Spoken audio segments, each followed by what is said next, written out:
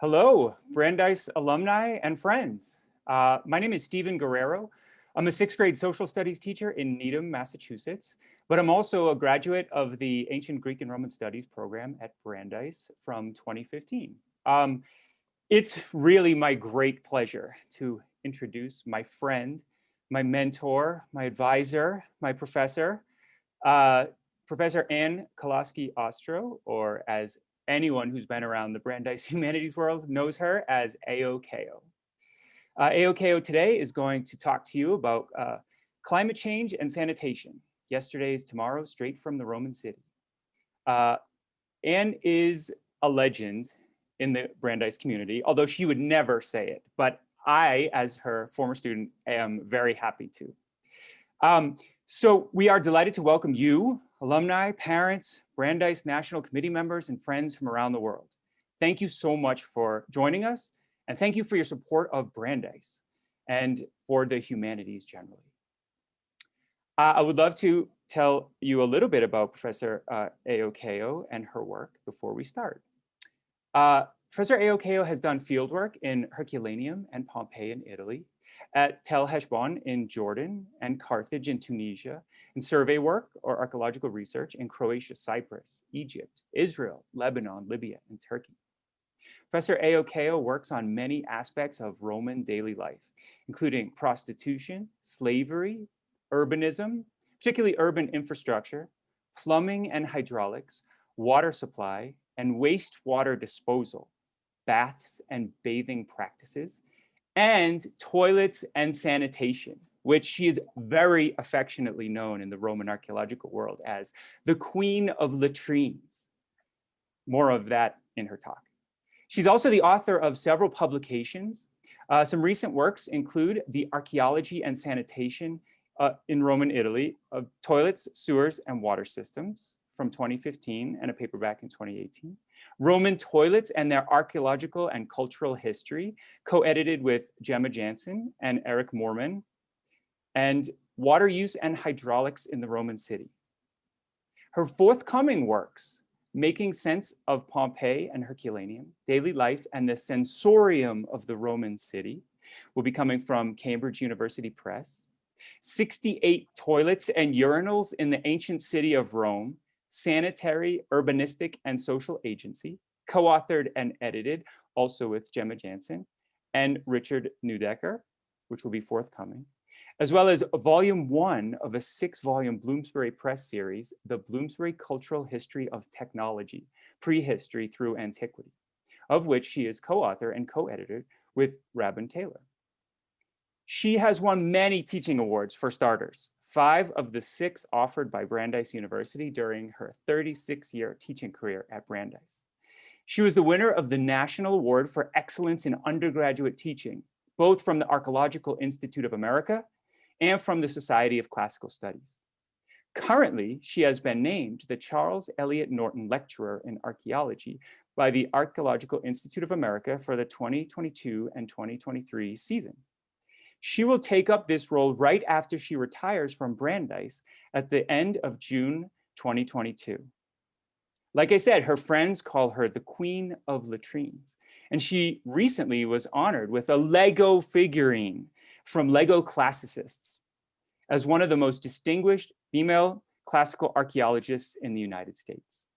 I also will take this opportunity to let you know that I have a personal relationship with Professor AOKO going back over a decade when I first started with a professional development course that I can easily say changed my life.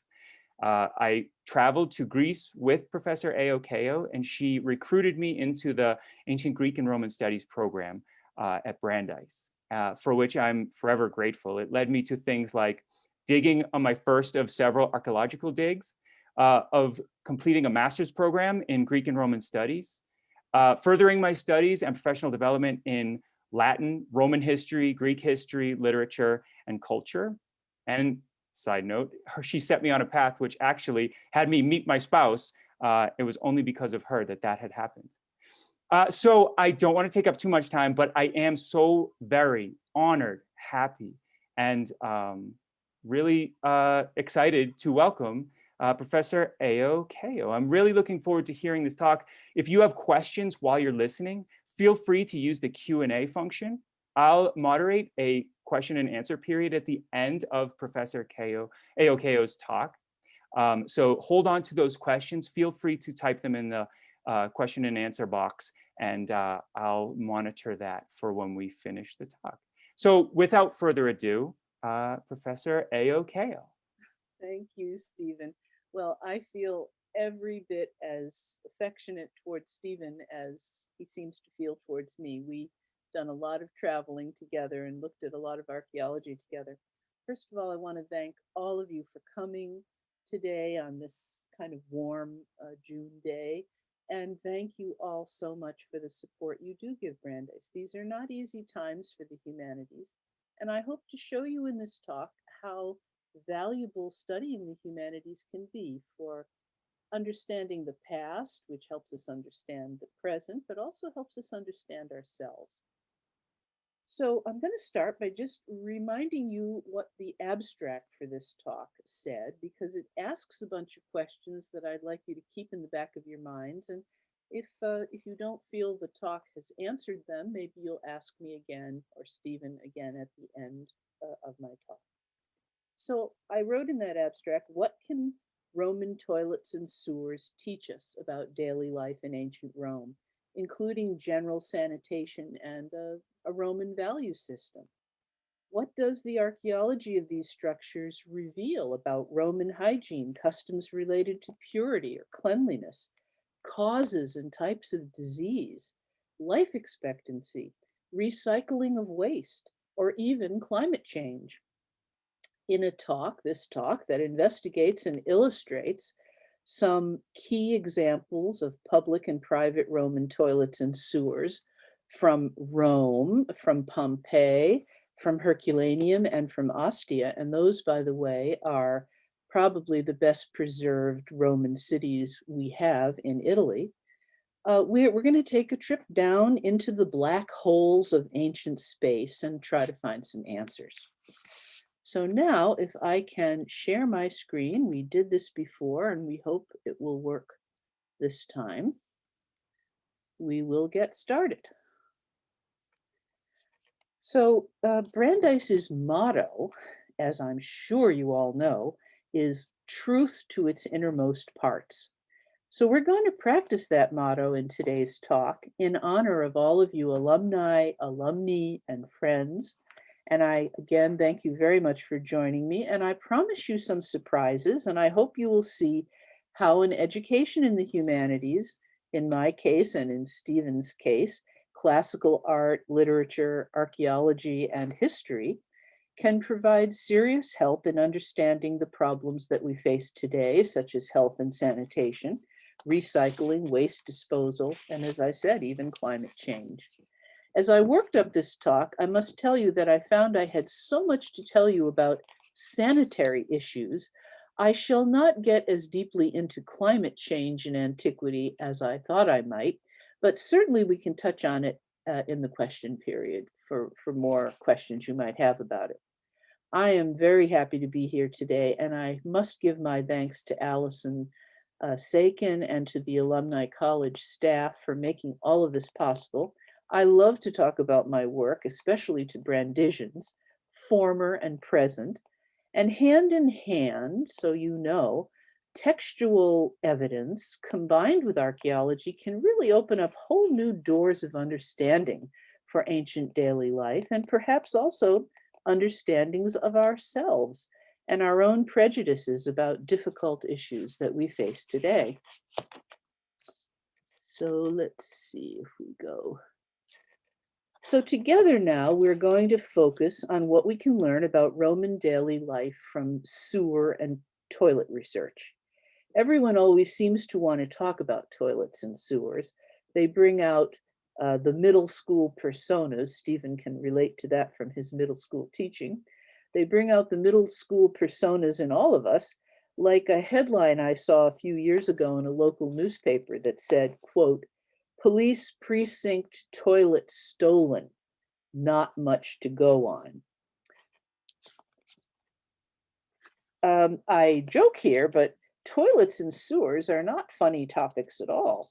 The World Health Organization says that right now, every year, more than 3.4 million people die as a result of water-related diseases, making them the leading cause of death around the world. Most of these victims are young children, and the vast majority of whom die of illnesses caused by organisms that thrive in water sources that were contaminated by raw sewage. A report published recently in the medical journal The Lancet concluded that poor water sanitation and lack of safe drinking water take a greater toll on humanity than war, terrorism, or weapons of mass destruction combined. According to an assessment commissioned by the United Nations, 4,000 children die each day as a result of diseases caused by ingestion of filthy water. The report says 4 out of 10 people in the world, particularly those in Africa and Asia, do not have clean water to drink and do not have proper sanitary facilities. The resource analyst Eric Peterson of the Center for Strategic International Studies in Washington, D.C., describes the water crisis this way, and I quote, "At any given time, close to half the population of the developing world is suffering from waterborne diseases associated with inadequate provision of water and sanitation services.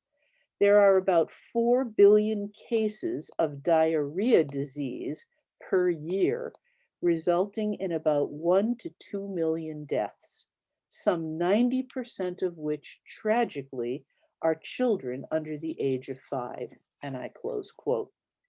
Cholera, typhoid fever, hepatitis A are all caused by bacteria often harbored in diarrheal deposits.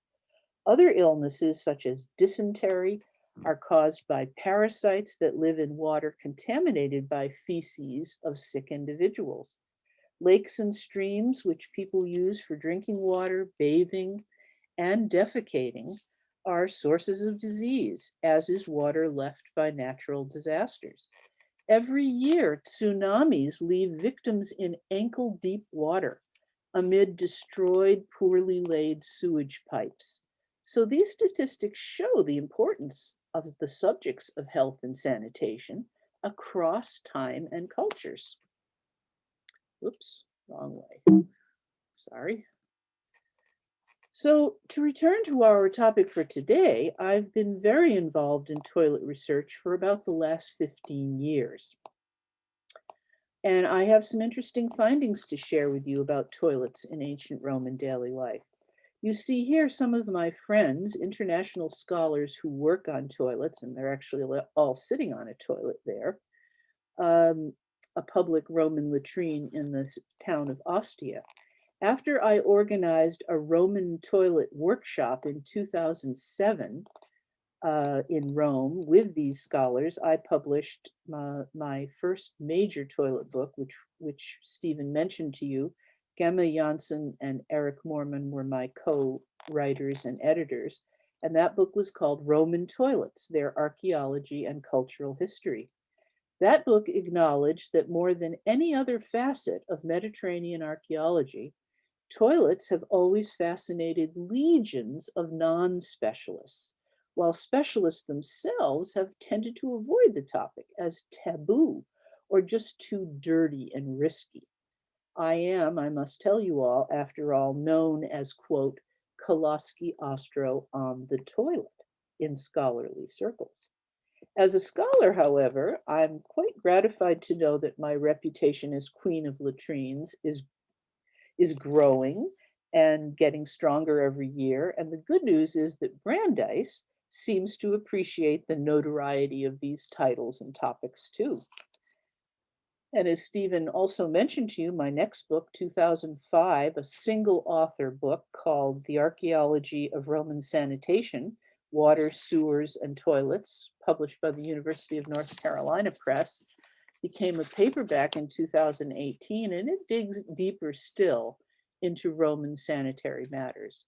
And as Stephen also mentioned, I have quite a bit of new work coming out in 2022, specifically on the toilets of Rome, on new excavations and poorly studied old excavations of toilets and sewers. So let's figure out what really went on in Roman toilets. Our two main topics in this talk, along with many others we'll address in the question period, are number one, Roman urban sanitation, that is, did the Romans have such a concept at all? And topic two, toilet and sewer facts. What specifics can we say about Roman toilets and sewers, and what kind of evidence exists? Where is that evidence, and what does it tell us? So first of all, I want to give you an overview of Roman sanitation. And to do that, let's take a virtual walk in the well-preserved Roman city of Pompeii on the Bay of Naples. And this is how it would have looked at the end of the 1st century CE, a few years before 79 CE, which was when it was buried by the eruption of Mount Vesuvius. You can imagine piercing noises and rotting food and precariously loaded wagons and uncivil crowds and uncomfortable heat and sweat and mud and dust. These would have been common daytime annoyances on the streets of any Roman city in the 1st century, probably worst of all in the enormous city of Rome. And while we have a hard time picturing such chaos from a tourist site of Pompeii, note this pristine view you see in front of you of the Via dell'Abbondanza, the main east-west street in Pompeii, we do have evidence from the Roman writer Juvenal, who lived and wrote towards the end of the 1st century CE. And he tells us in his Satire 3 that even greater dangers lurked in the streets of a Roman city after dark. Besides the common dangers of drunks and muggers, a Roman night walker might also have to avoid broken jars hurled down from upstairs open windows of tenement buildings, or worse, the unsavory contents of chamber pots, a big splash of urine and excrement on that nice white toga, not the perfect end to an evening out. The fact is that Juvenal gives us a pretty unpleasant image of the sanitary and security conditions, at least of ancient Rome itself. So here you see me in about 2007, mucking about in the greatest sewer of all, the Cloaca Maxima under the city of Rome. And here I'm trying to figure out just how accurate Juvenal's literary description really is. Now, note how humanities research into text and into scientific archaeology are interconnecting here. Was Juvenal serious or merely trying to be funny when he made those hideous descriptions of nighttime Rome? Getting to the truth about sanitary practices is not so easy, but archaeological evidence combined with sanitary practices, combined with literature, can be quite informative and eye-opening. And I just have to point out to this particular audience that I advertise Brandeis even when I'm in the sewers of Rome. You see it on my t-shirt there. So the study of toilets and human excretory habits has had several barriers to overcome. One of them is the simple taboo that the subject is just unmentionable or unfit for study by anyone who doesn't want to be laughed at. The author of one recent study on latrines, who wanted to demonstrate the communal nature of Roman public toilets, like the one you see in front of you, felt he had to blindfold his actor colleagues when he published this photo in his book. This is from the Cyclops baths of Duga, Tunisia, a big Roman bath building in Duga. And he covered them with those black masks because he didn't want any of them to be embarrassed, either right then or 10 or 20 years from now. When taboos are put aside, however, it becomes apparent that Roman sanitary practice involves many barely known habits and traditions. We can learn not only what toilets look like and how they functioned, but much about Roman attitudes towards excrement and hygiene and the level of privacy various facilities had, and about the Romans' own taboos. We must constantly be aware, however, of our own biased views on these matters, that is, our modern biased views. No one is free from his or her own cultural values regarding sanitation, and especially when it comes to toilet habits. So here you see the fairly large forum latrine at Pompeii, and it was unfinished at the time of the eruption in 79. So what you're looking at, here's the floor of the latrine, and here these struts, stone struts coming out of the wall, were the struts that held wooden planks that had holes in them for the crappers. And then down below is the sewer trench. And you see in the back here, the big opening to the main sewer, leading the excretory remains out of the toilet itself. The first archaeologists in the 18th and 19th centuries who came across such Roman toilets seemed to have an immediate ambivalence towards them. On the one hand, because they look so similar to the toilets of their own day, they didn't even think they were worth mentioning. And to those scholars, they certainly were not considered among the expressions of high cultural achievements ascribed to the Romans. Oops. Oh, that didn't work. Let's see here. Oh. Why am I having this trouble now? Sorry, maybe I'm pressing too hard. There we go. So here you're looking at a plan of a building in the Roman town of Puteoli, which is also on the Bay of Naples. It's a bit north of Naples itself, the other side away from Pompeii. And in this slide, you can see a drawing of two latrines, one on the left and one on the right. Now, a macellum is a marketplace. So it's a place you bought fruit and vegetables and fish and meat. The fish and meat were probably sold in this circular raised area here. On the other hand, as early as the 18th century, a few scholars did recognize the existence of Roman toilets, and slowly they gave them a place in the scholarly literature. It starts in the 18th century that we get the publication of a massive encyclopedia of Roman daily life by Daremberg and Salio, and they actually, for the first time, start talking about sanitary facilities. See if I can do this better this time. But several excavators at the time remained blinded by Victorian taboos. They called these large toilets in the marketplace, the two on that plan, medical steam baths, while other toilets were labeled as prison installations or even hydraulic lifts. That is, no one was easily willing to call a spade or a toilet, as if it was just too embarrassing to say that. So in the early 20th century, attitudes gradually were changing, and not surprisingly, it was a doctor, a Danish physician named Holger Myrgend. He was among the first to point out the importance of ancient toilet research. And you see in this slide an image of a single seat toilet. You see there's a little hole right in the center of this plank, reconstructed in a house at Pompeii called the House of Octavius Quarto. Oops. Now, Myrgen's articles, he was an amateur archaeologist, they were devoted completely to water supply and sanitation in Pompeii.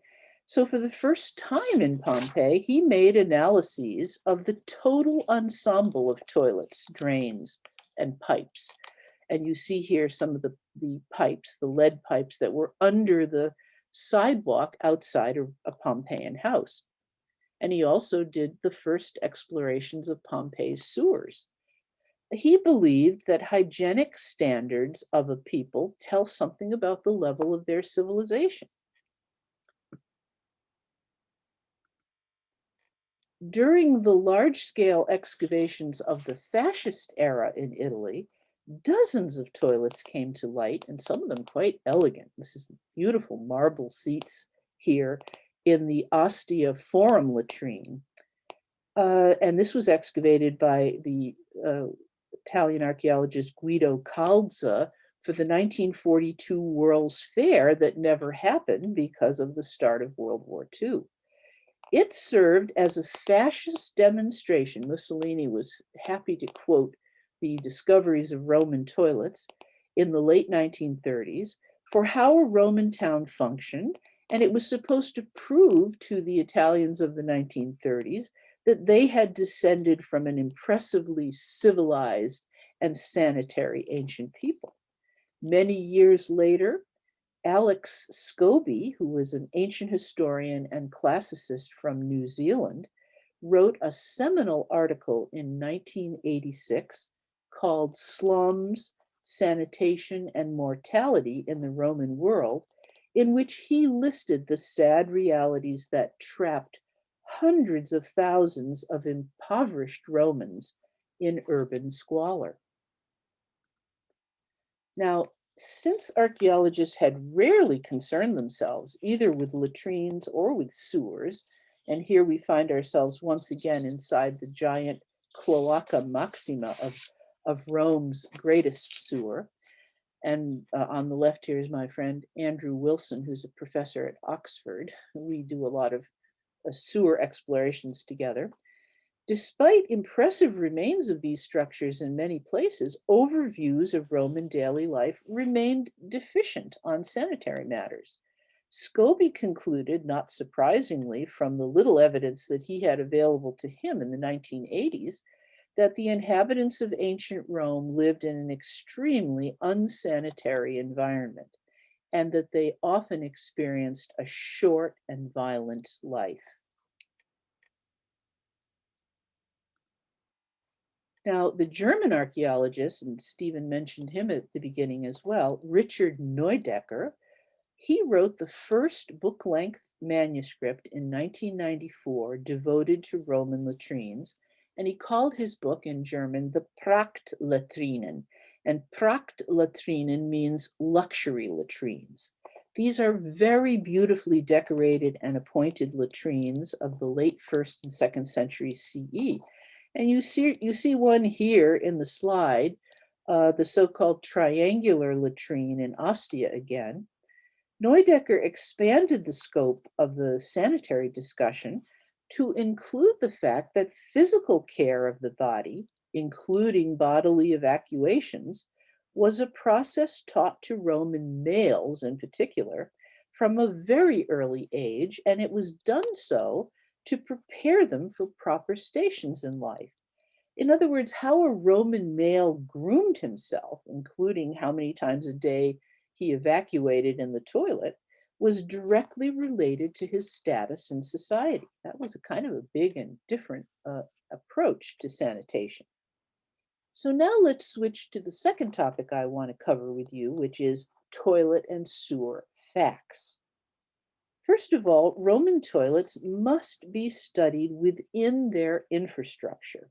That is, their connections are not to sewer systems, like the Cloaca Maxima, their relationship to the aqueduct lines and to water supply that service them, because you need water to clean them. We must seek answers to a whole new range of questions, like who built them? Were public latrines meant as social gathering places or not? And who used them? Did men and women use them separately or together? Did slaves go into them as well? And Roman elites, Roman plebs? Were they hygienic improvements on earlier provisions for basic bodily needs, or were they actually breeding grounds for disease and foul smell that did little to improve dismal urban conditions? Perhaps we can get to some of these questions afterwards, but the main fact I'd like you to remember here is that the study of toilets leads to Rome by some very unusual roads. So in towns, little towns like Herculaneum and Pompeii on the Bay of Naples, we find single seat cesspit toilets. This is a brand new discovery within the last 20 years. We find these single seat cesspit toilets in almost every private house, like the one you see in front of you, the house of the Gran Portale, which means the house of the great door in Herculaneum. And this toilet, by the way, is located right in the kitchen, and it's right next to the counter where food was prepared.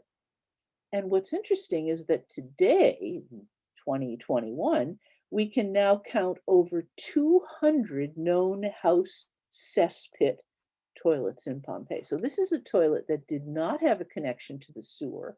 It was like a tank, and you crapped in it until it was filled up, and then you had your house slaves dig it out, probably once a year, once every 6 or 7 months, and either sell that excrement or put it in your garden or whatever you did with it, and then it got filled up again. So cesspit toilets without sewer connections in private houses seem to be the way things were happening. At the same time, these public large latrines that were connected to the sewer were being built. Now, Scobie did not know about most of these house toilets, and Scobie's the 1986 New Zealander who wrote about mortality in ancient Rome. He didn't know about most of these toilets, and their existence, if he had known about them, would definitely have affected his grim conclusions about the filthy nature of Roman daily life. Why weren't these toilets connected to sewer lines? That's got to be the first question that comes into your head. Well, Roman sewers had no traps. So who could know what might climb up into a house from a sewer line? Now, we have some literary evidence that gives us a little bit of an idea about this. There is a 2nd century CE writer called Aelian. He lived in the Roman Empire, but he was a Greek, and he wrote and spoke in Greek. And he tells a great story in his work about a hungry octopus who climbed up from the sea into the sewer line and got into a house toilet that did have a connection to the sewer. This was a house toilet owned by a Spanish merchant, very likely in that town of Puteoli I mentioned earlier, just north of Naples. And that octopus ate all of the merchant's pickled fish in his pantry. Now, the story doesn't end very well for the octopus. As you can imagine, the household slaves pummeled him to death. But I'm sure the owner of this house was definitely regretting, after he lost all his pickled fish that he was about to sell, that he had a toilet that was connected to the local sewer. And of course, to us, this seems completely counterintuitive. We don't live in houses that have cesspits anymore. So in country villas of elite Romans, like this beautiful villa at Oplontis, which is near modern Torre Annunziata on the Bay of Naples, it's a little bit south of Naples, which you see here, what we find in villas like this are often multi-seat latrines in working quarters of the house. So again, this is the footrest for the latrine, and at about this level where that line is, would have been a wooden plank that had the toilet seats on it, and then below here is the sewer. And this is also a cesspit. This doesn't go anywhere. There's no connection to a city sewer here, but it's a big cesspit. So these kind of multi-seat worker toilet arrangements were often built right alongside private one-seater affairs for the elite at such villas. This multi-seater toilet at Ostia was probably for slaves and visitors, and was flushed by water from the wash basin. See, there's a little hole in this right-hand corner. This is the wash basin for, sheets and blankets and so on.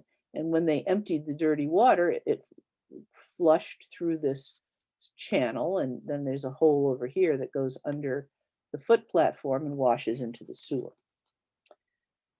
So the contents of cesspit latrines in such houses were likely deposited directly into the peristyled colonnaded gardens, which you have to imagine would have led to some pretty smelly garden parties. While wealthy Romans who lived in these villas probably preferred to use chamber pots to all of these types of public privy, public toilets in various places could accommodate from 1 to 100 people in the same facility, and toilet technology is also equally diverse. So this is probably my favorite slide of all the slides I'm going to show you. It doesn't look like much to you, I'm sure, in this picture, but when I explain it to you, I think you'll see why it's my favorite. It's a view of a shop, some kind of a food shop perhaps, or maybe it was a ceramic shop in the town of Herculaneum. And if you teach yourself to observe when you look at such archaeological artifacts, and not just look and walk away, it looks boring, what's here, there's nothing to see, no beautiful wall painting. But if you teach yourself to observe what you're looking at, you will really find the Roman world comes alive for you. So I want you to notice, oh, didn't mean to do that, sorry. I want you to notice in this little partition here, this is a Roman partition, and it has a strut that's holding the partition up. There's a little window in that partition. Behind here is a toilet right in the middle of the shop. And that little window would have given the owner of the shop a bit of privacy. He could be in there doing his business, but he could also look out that little window and watch for shoplifters. The connections to sewer lines could vary from city to city, and while the shapes of toilet rooms also varied, a lot of things were quite standardized, like the distances between seats, the height of seats, and if you look at this slide from Duga, Tunisia, again in the baths of the Cyclops, the presence of the so-called sponge channel. And what I mean by that is this trench that always we can find in public latrines that runs right under the feet rest of a public toilet. We can talk about sponge sticks later, but I'll tell you what I believe about them. I believe that that trench under my friend Jonathan's feet there was for washing off the sponge at the end of a short stick that was kept in most public latrines, either as a cleaning device for the toilet or perhaps the equivalent of Roman toilet paper. This feature was probably an improvement in better equipped toilets in the 1st and 2nd centuries CE. Now, the most famous passage about the sponge stick is in Seneca. Seneca wrote and lived between 4 BCE and 65 CE. And that passage in Seneca is really the locus classicus, the key citation for this Roman cleaning device. But I must tell you, Seneca's a philosopher. He's not an architect or cares much about the sanitary practices of the Romans. And what he really was admiring when he was writing about the sponge stick was the independent spirit of a German gladiator who decided to kill himself in the latrine rather than face the horrible death he was about to face in the arena, in the amphitheater. The latrine was the only place the gladiator was allowed to retreat without the presence of a guard. It was therefore the only place where he could accomplish his suicide without immediately being detected. So once he got inside the latrine and in the Roman near the Roman amphitheater, Seneca tells us the gladiator shoved the sponge stick down his own throat and killed himself. Now, the Latin text specifically indicates that the instrument of the gladiator's demise was, quote, the stick of wood tipped with a sponge, devoted to the vilest uses. I interpret vilest uses to mean the cleaning of excrement, both from people using the latrine, but also from the toilet seats. Now, another first century writer, Marshall, also makes a reference to the sponge of the damned rod of wood. And to my mind, that second reference supports the interpretation of this reading by Seneca. No sponge tied to a stick, of course, has to date come to us from the archaeological record. I can't send you to a museum anywhere to show you what that looked like. Even from latrines in Pompeii and Herculaneum, wood and sea sponges are just too fragile to have survived 2,500 years. But my British friend, Adam Goldwater, who excavates along Hadrian's Wall in the United Kingdom, he's told me that bits of sponge have recently been excavated from latrines of Roman soldiers along Hadrian's Wall, and we'll return to those excavations in a moment. So certainly the use of public toilets contributed to cleaning up filth from the streets of Roman cities, but it must have taken decades to change old customs and convince people to use public toilets instead of side alleys or gutters.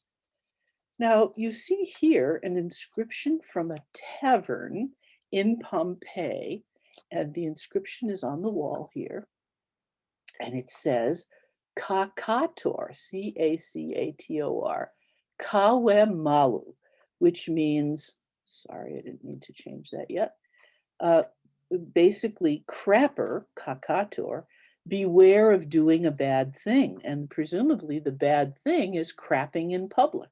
So you see a naked man squatting on the side of the street, looks like he's about to have a bowel movement. And these two snakes come around him either to protect him or to warn him. And guess who shows up on this right there? That is the goddess Fortuna. That is good luck herself with her cornucopia and her ship's rudder. She's watching over him.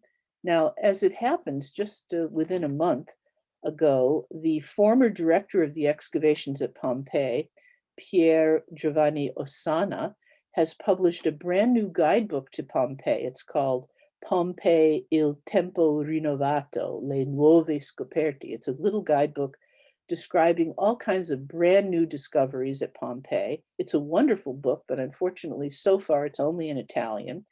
And Ossana tells us of a brand new Kakatore Kawa inscription in his little book. And this was news to me, as I say, just about a month ago. Now, this new inscription not only warns about the threat of punishments from the gods if you do something bad like this, crapping in public, but it actually lists a real fine in money that you could bring upon yourself. And it's not a small amount. 20 sesterces you could be fined if you're caught crapping somewhere on the street. So I wanted to, let's see here, I gave myself some directions. I want to not ruin this. So I want to just take a minute while we're looking at this lovely wall painting to give you a little bit more information about Fortuna and religion and toilets all mixed together. Let me tell you about the connection between Roman toilets and religious beliefs. In the autumn of 1898, the famous Italian archaeologist Giuseppe Fiorelli discovered this painting when he was excavating a small taberna in one of the back streets of Pompeii. The painting was in a corridor that led to a single-seat toilet. It shows the goddess, two snakes, and a naked man. Underneath the painting, he found a small terracotta altar. He thought the painting was important enough to cut it off the wall and bring it to the Naples Museum, and that's where you can see it today. So what do we see? We see a woman in a red chiton dress with a red shawl, and in her left hand, as I mentioned, she has the horn of plenty, the cornucopia, and in her right, she leans on a rudder, and there is a globe. You see it down here, a globe at her feet. And on her head, she has a corn measure. And she is definitely identified as Fortuna Isis, or Fortuna by herself. And she's quite a common figure in Pompeian, various Pompeian paintings. She looks at the naked suntanned man squatting on the small platform. The man is smaller than the goddess, and most researchers agree that he is defecating or about to defecate.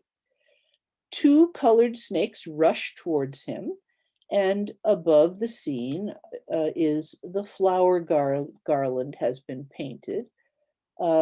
And the words, as I told you, Kakatore, Kawa, Malu, crapper, beware of doing a bad thing or beware of the evil. Now, Fiorelli was completely puzzled by this image.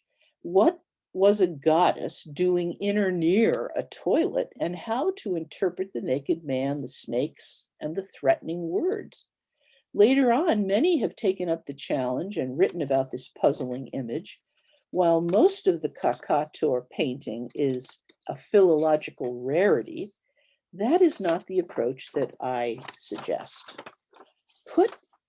If put in context, this painting of Fortuna and the Kakatore really reveals something of the role of the gods and of superstitious beliefs related to sanitary practices of the Romans.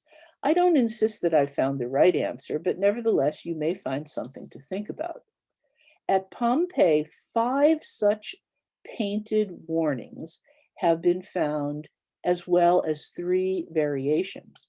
And one of these has the addition of with the words translated into English, if you neglect this, that is, if you don't listen to me and not crap on the street here, Jupiter will be angry with you. So it's kind of a serious warning that we don't want people defecating randomly on our streets. So a Roman public toilet can display sophisticated manipulation of water, expensive building materials, artistic embellishments, and considerable planning strategies for some light, some privacy, and even for some air circulation. And at the same time, in over 400 years, very little changed in toilet overall design, and most particulars remained absolutely standard. The remains themselves tell us a great deal, including excavation and analysis of the actual excrement. And that's what we're doing more of now, finding this compacted excrement and studying it really carefully for what's in it, the seeds, the bones, whatever. Now, archaeologists today use the concept of formation processes to illuminate behaviors related to construction, use, and abandonment of privies. If toilets are excavated properly, they can provide valuable data about diet, socioeconomic status of users, divisions between households where they are found, construction methods, and even maintenance behaviors.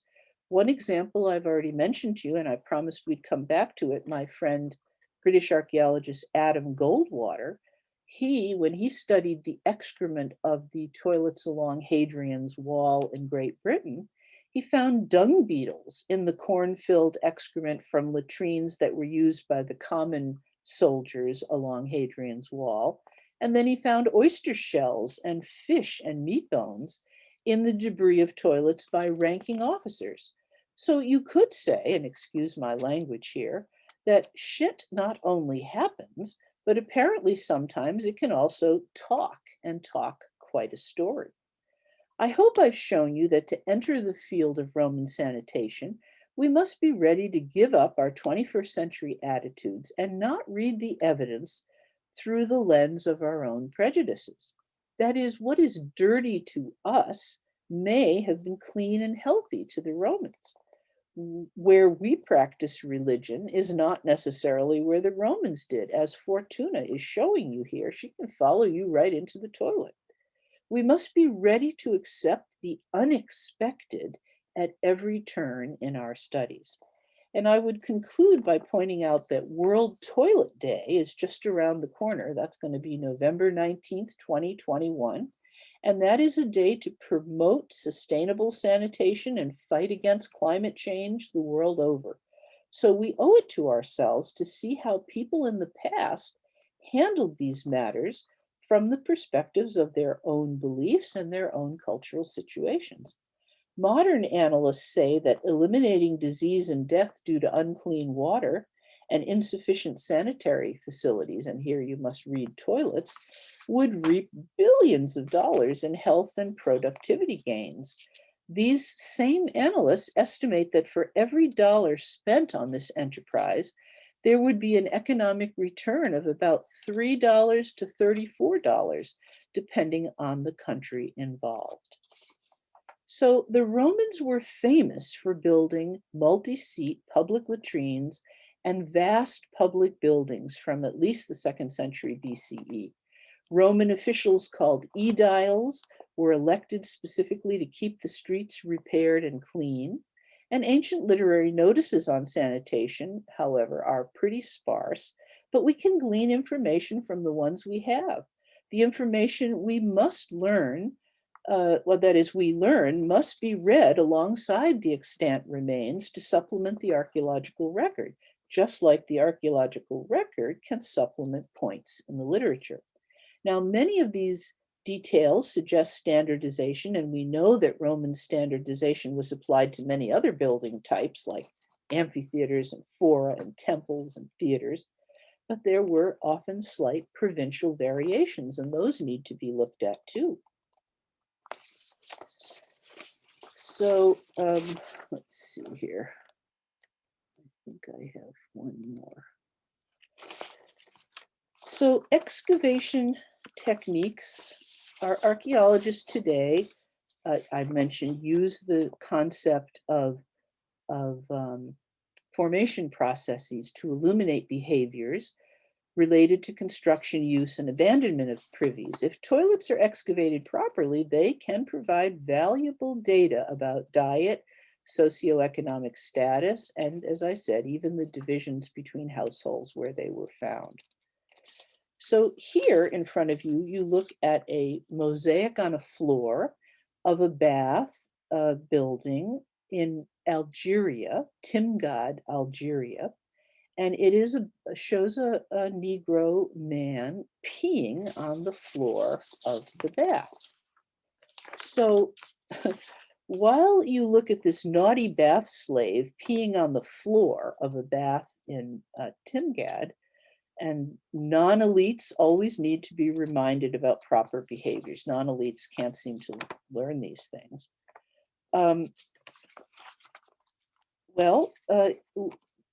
That's really another indication of how toilets really do matter in society. And before I end, I want to take one more slight detour to share with you something I came across late in my preparation for this talk, and I just can't resist sharing it. In 1729, the English poet, essayist Jonathan Swift wrote an amusing poem after he constructed two privies, two outside toilets connected to his house, and in which he raised to the status of ancient temples with their own nurturing goddess and their own noble offerings. And I'd like my talk to end with the first half of that poem, and here it goes. Two temples of magnific size attract the curious traveler's eyes, that might be envied by the Greeks, raised up by you in 20 weeks. Here, gentle goddess Cloacine, which is the goddess of excrement, basically, she receives all offerings at her shrine in separate cells. The he's and she's here pay their vows with bended knees. That's the end of Swift's first half of that poem. So I hope I've elevated the discussion of Roman toilets and sanitation from the depths of a lot of misunderstanding. And I would just make this final statement that toilets actually have curbed many problems related to climate change too in our world, and I'm guessing in the Roman world as well. So the relevance of toilets and sewers is absolutely undeniable. I thank you so much for your attention, and I welcome your questions with Stephen's help. Thank you so much, Professor Aokeo. That was great. And as a middle school teacher, I can tell you my students love the topic, and especially the story of Elian and the octopus climbing up from the sewer and eating pickled fish. That's a student favorite. I have a few questions, but people are welcome to put questions into the Q&A box. I'm going to try to get to everybody, but I will take a little prerogative to ask a couple of questions of my own, if that's okay. Stephen, before you do, should I Sure. stop sharing my screen? Would that be helpful? Sure, that would be great. Although maybe I shouldn't, because later we might want to come back to some further images. So I'll just leave it there then. Okay, great. So my first question is, we know a lot about Roman kind of obsession with water, aqueducts, baths, and the sanitation. And I'm coming to you right now from Southern Utah from an archaeological program here. And as you know, the American West is dealing with one of the worst droughts that we have on record. And I'm thinking about Romans and how, we are so dependent on fresh water for our sanitation. But it seems like the Romans had a much better adaptation for multiple uses of something that we want to flush away and forget. And I'm thinking of things we might learn from the Romans. Can you talk a little bit about maybe how Romans repurposed some of this? I'm thinking too of like urine for clothing dye or cleaning, and yeah, if you just want to talk a little bit about that. Well, I showed you that one image of the bath, the wash basin whose dirty waters flushed the sponge stick channel and ultimately flushed the sewer. I think the Romans, they are very sensitive to multiple uses of something. That is, you don't just use it and throw it away. There might be an intermediate place you could use it as well, and then it has to be thrown away. I think they are extremely sensitive to a lot of waste from their food production, their gardening. I mean, we would find it hard to think of. I grew up on a farm in the Berkshires where we did have outhouses. We had a three-seater outhouse. We did not have a flush toilet in the house, and I don't think I'm certain my father did not empty that cesspit into our garden. We didn't use human excrement to fertilize the garden. He got cow manure from local farmers to do our garden. So because we now understand the potential germ carriage of human excrement, it is just really not very safe to be spreading it in your garden and then pulling up lettuce that might have some on it and not washing it properly and so on. But the Romans know nothing about germs, and they empty out a cesspit toilet, and the easiest way to do that is bring it out to your peristyle garden and just dump it on all the roses or the bougainvillea or the herb garden.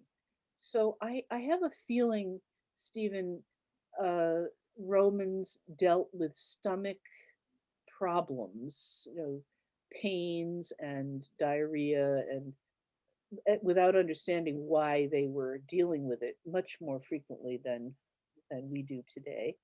But I also have a great admiration for them for collecting rainwater, for using wash water to continue to water their plants and or flush the toilet. Um, and as you say, especially urine, the ammonia in urine was discovered to be quite an excellent cleaning agent. And so it's saved sometimes and purchased by fullers, these clothes cleaners who clean especially wool and get I don't know how your clothes would smell after they were washed in urine, but would have made them pretty white again.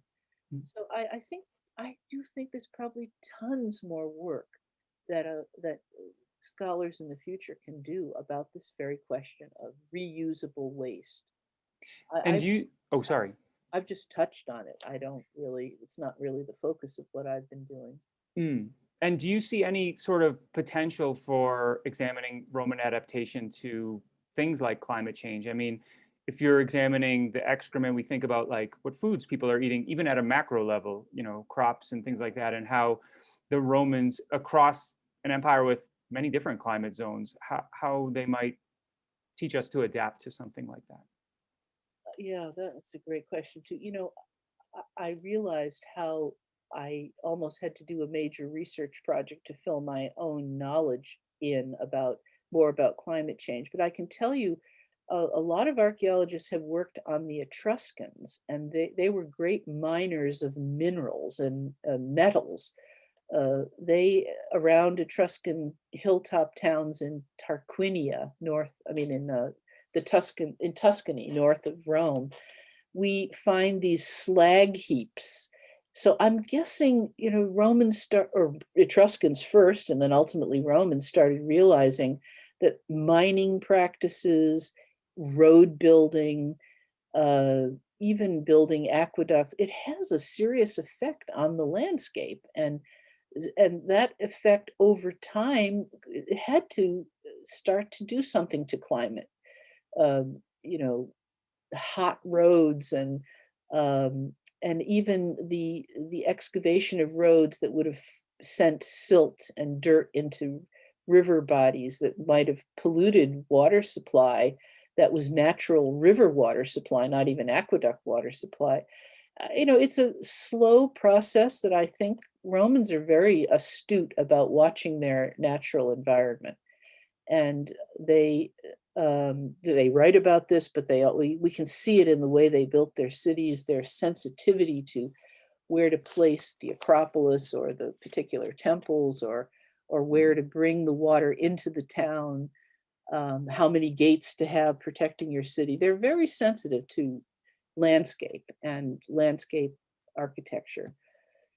And I can only imagine how much water a Roman city would consume under the course of a month, a year. I know, and of course that consumption got greater and greater as demands for more and larger bathing establishments or more public latrines are built, or you don't want a cesspit toilet for 100 people. Think how that would smell. Um, it's and of course there's also in areas of the town where you're selling food, you don't want to have horrible shit and urine smells. You want to be smelling the vegetables and the meat and the fish and excited about that. So placing two latrines in a marketplace is a way to stop people from just peeing on the street. Hmm. I mean, I see this as an ongoing problem in Rome today. There's still too many people that feel free to just do their business on the street. It's really kind of embedded in Italian culture to not worry so much about those things. I think we would get much more upset, and even citizens wouldn't see a citizen peeing on the street and might complain to that person. Um, Definitely. And I can tell you as an Italian American who's visited many times, it's in the summer that is much more of a pronounced yeah, issue. yeah. Do you mind if I take some questions we have some questions rolling in. So I'll start with one from Naomi. She's wondering about a division by sex or gender in the Roman world. And were there separate toilets for men and women, but also any evidence of the disposal of menstrual products for women? Yeah, well, there really weren't products for menstrual issues. I suppose people used folded up rags, and those. I don't think we have. They just haven't survived. We just don't. They just don't survive the record. And in the medical writers, there are some hints about what women did, and certainly rags to protect themselves would have been one thing. The whole issue of men and women in toilets is really not completely solved yet. I mean, my guess is women did not walk into men.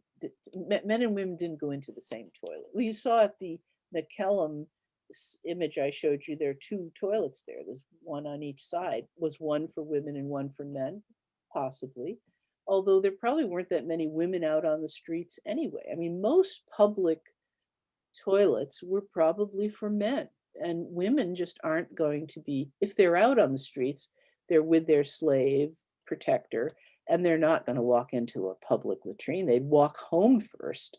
It's too dangerous. You know, rape and robbery and all kinds of other things could happen to you if you step into these. I don't think latrines are safe places, and I certainly don't believe they were constructed for social gatherings. I think they were constructed to help clean up the streets and take that hideous filth. The ediles would have been happy to have them to save that awful job of cleaning human excrement from side alleys and so on.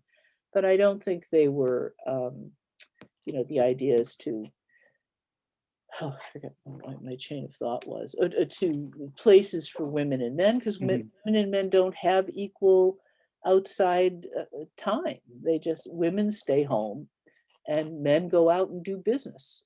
And so they're aimed more at men. There And is, I think, oh, sorry. I'm just going to tell you, there is one place at Pompeii where there's actually an inscribed sign that says mulieribus, which is the dative for women. And it's not an entrance to a latrine, but it's an entrance to the female section of the baths. Now, we know in Roman bathing establishments, there's often a toilet on the women's side and a toilet on the men's side. So that, even that tells you they aren't using the toilets together. Probably slaves would be more likely to wander in. You know, a slave girl shopping for her family might have, if she were desperate, gone into a random public latrine, but she would have been taking her life in her hands. And also, I think I've heard you mention about Roman differences in what we consider privacy, and that the concept of privacy was a very different thing, even up to the type of clothing that they were wearing and how that affects the physical act of going to the bathroom. I mean, if you're not wearing pants, if you're wearing a tunic or a some kind of chiton or a toga, you can sit down on a toilet and be pretty private. I mean, you're not exposing your physical self. You're covered with your clothing as you sit there and do your business. So that actually has that's probably why there are no dividers between toilets. They're just hole. Because you don't need a divider. You can't see anybody's naked parts because they're covered by their clothes. Hmm. And that's just something we don't tend to think about. Sure. And let me go to another question. This is from Stephen Pickman. He says, "Hi, Anne. Definitely took me back to your classes and lectures 20 plus years ago, looking at Roman sanitary habits and by extension, public health expression. Could you see that the Kakatore murals as a promotion of change to the larger public health and sanitation awareness, almost like a public health campaign, more than kind of like a public nuisance?" You know, hi, Stephen. It's great to have you here. Um, I think it's kind of dangerous to make such a bold statement, really. I mean, it might be the case that the appearance in first century Pompeii of more and more of these Kakatore inscriptions, I think there are about 6 of them in all of Pompeii. So that's not it's not hundreds, it's not on every alley, it's not on every toilet, but you see them pretty intensely. That's quite a lot. It might be that the particular ediles who that is these healthcare professionals who are supposed to keep streets clean and fixed and safe, the ones that were in control when those signs went up were particularly sensitive to the matter. And then 10 years later, you don't hear anything about it, or the signs never get repainted or refixed. You know, you have to think a lot of this is tied to the magistrates who are in power at the time the signs are appearing. And it may be that maybe they were particularly moved by something they read in a medical writer, or maybe they came from Asia Minor where people were dying of horrible diarrheal disease and they realized in their hometowns back in the East, people were being very uncareful about their excretory habits. So when they got back to their Pompeii place, they said, well, we're going to try to fix this. Let's try to scare people. Tell them Jupiter's going to come after them. Tell them Fortuna is going to punish them. Warn them not to do the bad thing. Do the good thing. Pick up after yourself, or go home. Use your toilet at home. If you want to have, the excrement can be used in your own garden, but don't leave it all over the street. Mm. Okay, we have some great questions here. This one is from Ilana. She's wondering, did latrines and Roman sewer systems in Rome and other Italian cities differ in structure and sophistication from other parts of the Roman world? You touched on this a little bit, but like military forts along the lines of like provincial baths versus, the baths of Caracalla, something like that. And could this help contribute to an understanding of regional health in the Roman world? I mean, I suppose it could, but I would say that would be a stretch to make that connection. But certainly there's work to be done all over the Roman world on how standardized these toilets are. There are people who studied the North African cities, and there are people who studied Pompeii, and people who studied Herculaneum, and there are people that studied Ostia, and people who studied the situation in France or in Great Britain. But now we need all of those measurements and anything that looks standard to be compared to the other places and see. I mentioned in my talk, there really are provincial differences in some of these measurements, whether it's the space between the seats or the height of the seats. I suppose in a part of the Roman Empire where, like the north, where tall blonde Norwegians and Finns live, that maybe the toilet seats are higher because people are bigger and they don't, so you're not going to get perfect standardization, but there does seem to be a kind of general look to a Roman toilet that would make you able to identify it pretty much anywhere you go. Romans like that, they like to be able to go into a town 1,000 miles from Rome and still feel they're in a Roman town. So there's got to be something about it that is similar. Thanks. I have a question from Richard, wondering about sitting versus squatting. Why is it we see more sitting toilets versus in other places where they might squat? Or is this a division that the Romans would have made? This is from Richard? Richard, Yes. I'm not sure where you see squatting toilets. I mean, He mentions in Eastern countries. I think maybe even referring to modern times where. Well, certainly in modern times, you go in the Turkish toilets, you go in and there's no place to sit. You just bend yourself over a hole and do what you're going to do. I mean, I think that's fairly uncommon in Roman constructions. I can tell you one thing comes to my mind, and that's from Herculaneum. I know there's one, let's see, what am I thinking?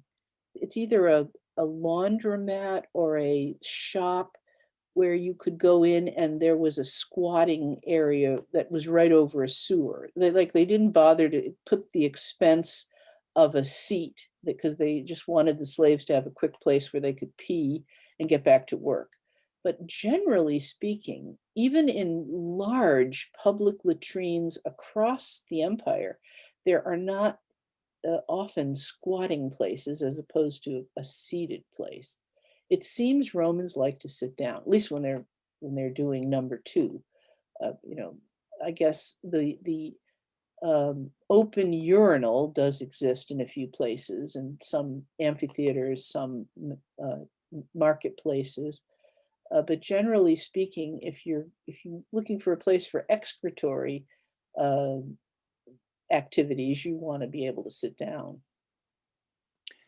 That's funny that you mentioned the open urinals. It makes me think back to going to the Red Sox games with my dad, and the men's room had that gigantic trough that they used to throw ice in. Here's another question from Madeline. She's wondering, did Romans clean their hands after using the toilet? And how does the Roman sanitary practice kind of compare to Near Eastern practices?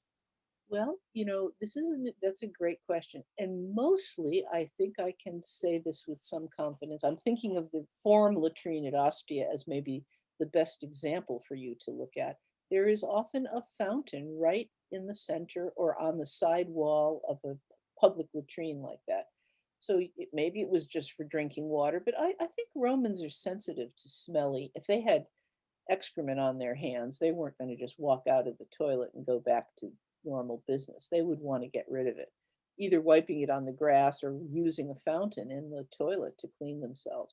And many toilets, either whether they're in bath buildings or whether they're in public facilities like a marketplace or a gladiator training school or fort toilets along Hadrian's Wall, there is a water supply, a fresh water supply very close or in the latrine. So we assume from that, okay, it's always good to have a drinking supply, but that you would also be able to wash your hands. And did you have any sort of comparative studies of Near Eastern, maybe parallels with Roman toilets? I mean, Near Eastern toilets in the Roman Empire are going to look very much like the ones in the West. If Romans are founding cities out there, they're going to use their technologies and their standardization measurements to build the toilets there too. If you went to Tel Hespan, which is a Roman site at a certain point, you'd see that things look very Roman, not unusual, not, I think there's more difference today in the way the people of the Middle East handle their excretory habits and toilet use from Europe than there would have been in Roman antiquity. It would have been quite similar. And maybe also related to the abundance or lack of water, fresh water. Right. A question from Naomi, we have answered about different men and women. And then from Karen, did Romans think of urban life as dirtier and less pleasant than rural life or not?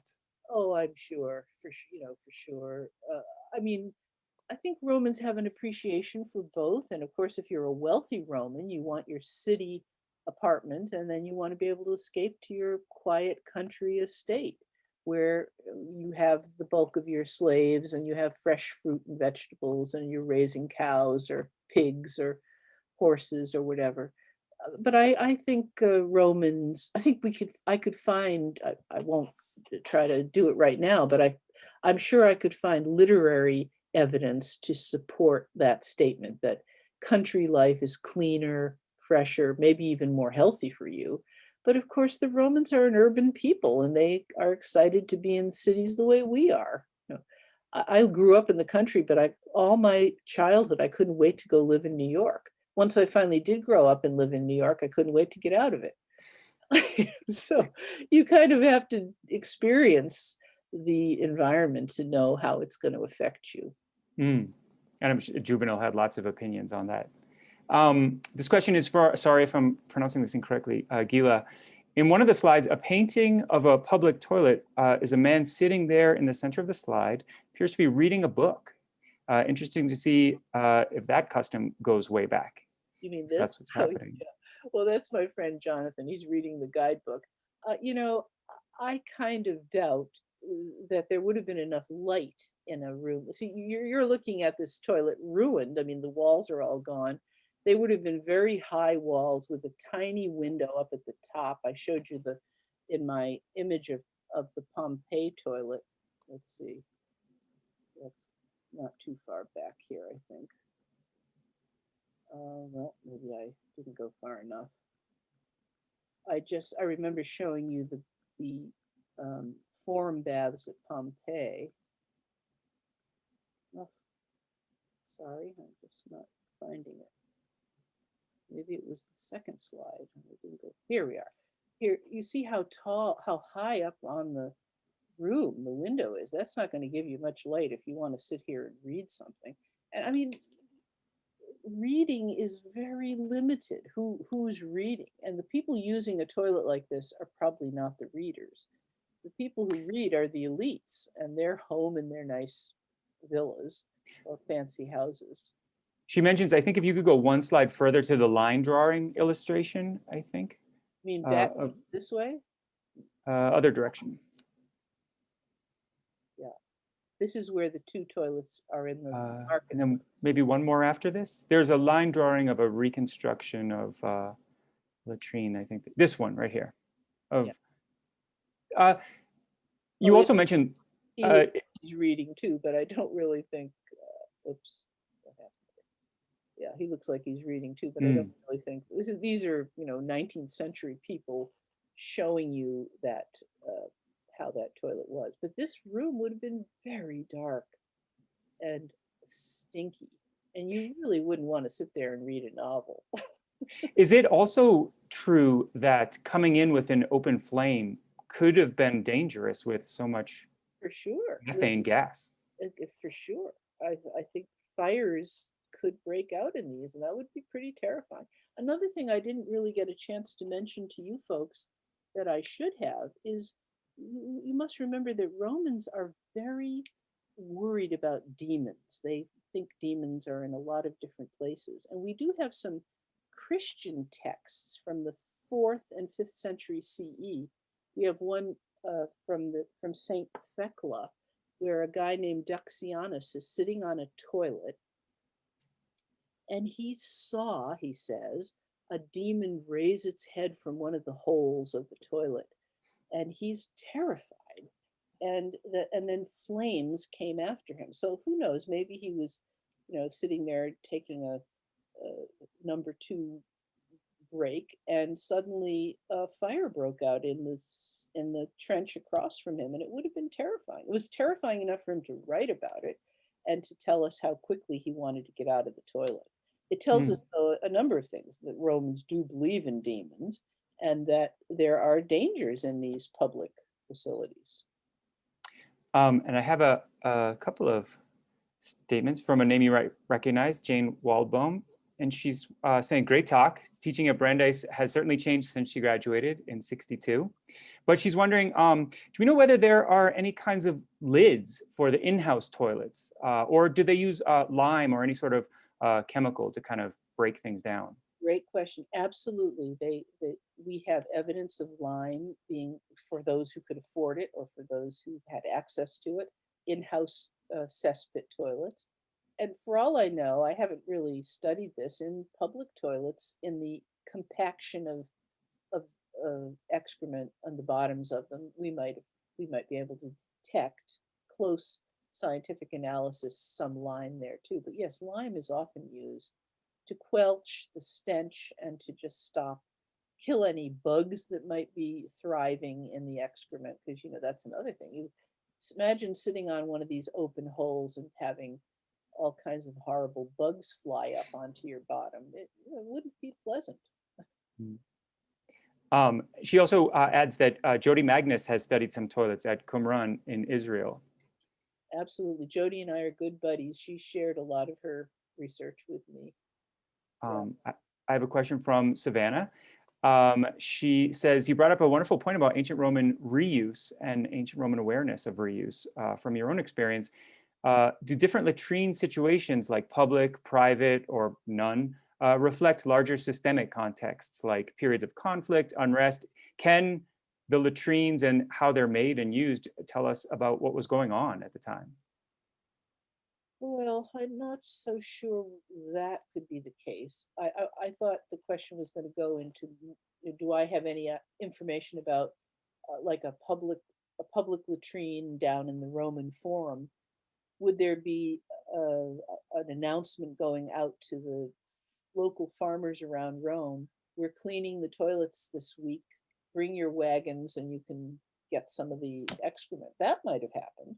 I don't think we have any records of that because we don't have any edile records, unfortunately. That would tell us so many things about reused materials sold outside the city. But we do know that farmers came into Rome to collect garbage of various kinds for either for their animals to eat or for fertilizer, for agricultural purposes. Yeah, I don't think you could study a toilet though and learn. I mean, maybe if I'm not a a lab scientist, but maybe studying the compact excrement would teach you about diseases that were rampant at that moment of that particular layer of excrement. Maybe you could detect the plague, or maybe you could detect certain kinds of germs that would tell you there was a plague going on, or something bad happening. And then the next layer up in the same compacted excrement wouldn't have that evidence that would suggest people are healthier now. So it's possible. And I'm sure that's a whole nother area that for someone with the right interest could do amazing work. No I one, imagine also the kind of breakdown and stopping of maintenance of these kind of places would be like any other public function if things were going rough, or invasions, civil unrest, things like that. I'm going to take maybe one or two more questions, and then we'll wrap up. First, not a question, but Alana says, another favorite story of students is the poor gladiator with the sponge on a stick. That's a very vivid image. And I have one more question here in the chat from Michelle. Can you comment on the role of the public baths as part of the Roman approach to public health and or social status? Do we know anything about the importance of emptying the bowels as part of Roman approach to health, diet, generally, things like that? Can that kind of show us some stratification of social classes? well, this is really, I would say, probably one of the major contributions of Richard Neudecker, the German archaeologist. I'm working with him right now on my 68 Toilets of Rome book. He's an amazing scholar. I'm afraid he might be suffering from cancer right now. I'm very worried about him. But anyway, he came to the conclusion um, that by closely reading medical writers, especially Celsus and who's the other major medical writer? Name just escaping me right now. He has a series of books on all kinds of Roman health issues. I'll have to check that. But anyway, reading the Latin medical writers who do talk about the absolute necessity to keep your inner body clean, that is cleaning yourself, emptying yourself regularly. And this is direct, these medical writings were written for Roman elite men. They're to try to keep Roman elites healthy and well so they can continue to rule. So, emperors and their officials and magistrates, they're all reading these books.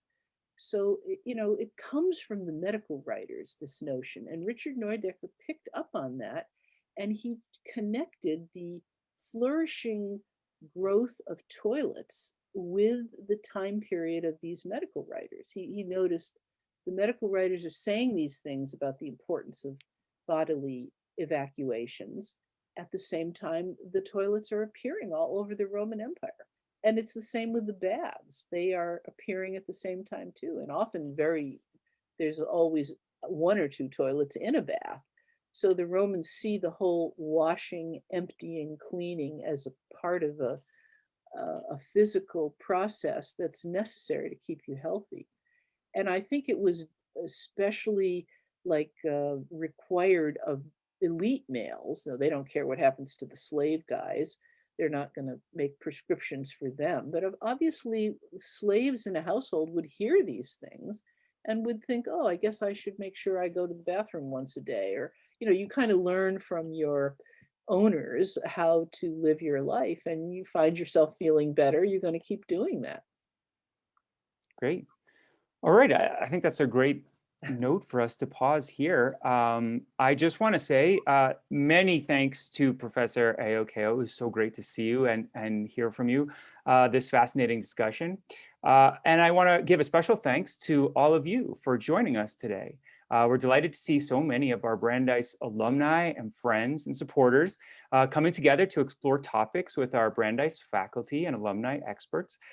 We want to invite you to join us next week for our final Alumni College program on Wednesday, June 30th at 12 p.m. For In the Margins, Dalit Women in India with Professor Harleen Singh and Professor Rajesh Sampath.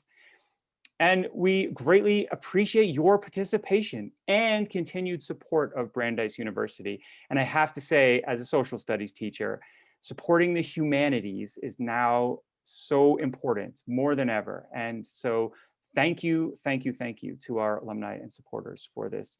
And too, I can't thank you all enough, and I hope you'll open your hearts and wallets to keep Brandeis strong in the future. Agreed. All right. Thank you, everybody, for coming, and I wish you a wonderful afternoon.